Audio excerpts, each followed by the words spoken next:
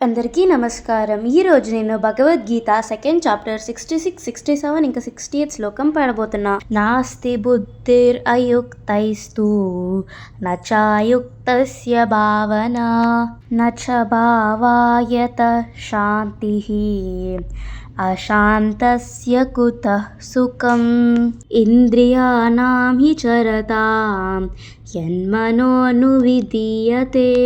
తదస్య హరతి ప్రజ్ఞాం వాయోర్నావం ఇవాంబసి తస్మాద్యస్య మహాబాహో నిగ్రహీతాని సర్వశః ఇంద్రియానింద్రియాతేభ్యః తస్య ప్రజ్ఞా ప్రతిష్ఠితః.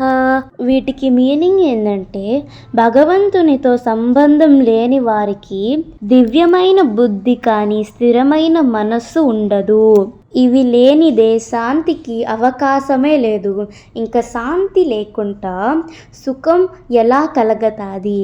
తీవ్రమైన గాలి నీటిని తోసినట్లుగా మనసు స్థిరంగా లేనప్పుడు ఇంద్రియాలు ఒకటైనా సరే మనిషి బుద్ధిని హరిస్తుంది. ఓ అర్జున, ఎవరు ఇంద్రియాలు వాటి ఇంద్రియార్థాల నుండి నిగ్రహించబడి ఉంటాయో అతడు స్థితప్రజ్ఞుడు అని కృష్ణుడు అర్జునుడితో చెప్పారు.